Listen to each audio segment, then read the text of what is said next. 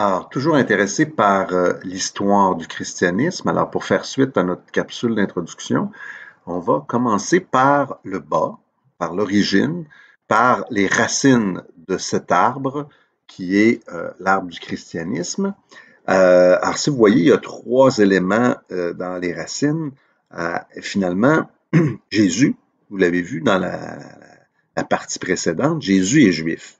Donc, il est né juif, il vit dans un monde juif et il va passer toute sa vie. Lui, il se définit pas comme un chrétien, là.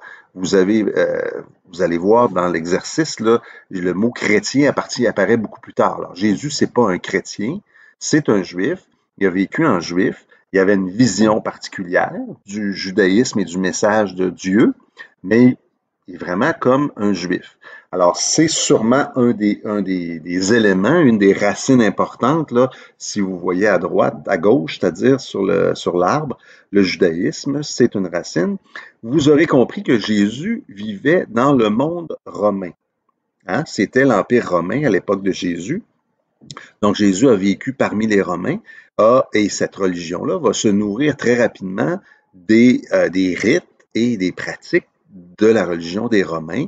Il y a des échanges, des emprunts qui vont se faire. Alors, c'est vrai pour la religion des Romains, ça va être aussi vrai pour la religion des Grecs, parce que le christianisme va se développer d'abord autour de la Méditerranée, sur la rive nord de la Méditerranée, donc dans le sud de l'Europe.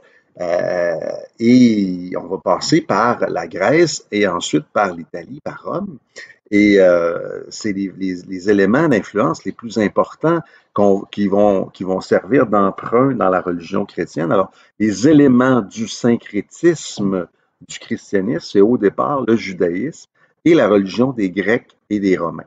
Alors, on a clairement le point de départ de cette religion-là, c'est quoi la recette de base, mais il faut comprendre que le christianisme va se développer et va croître en conquérant des territoires. Un peu partout sur la terre, le christianisme va s'étendre et quand il s'étend, ben, tranquillement, il va digérer des croyances et des pratiques, des religions dans lesquelles il va s'installer.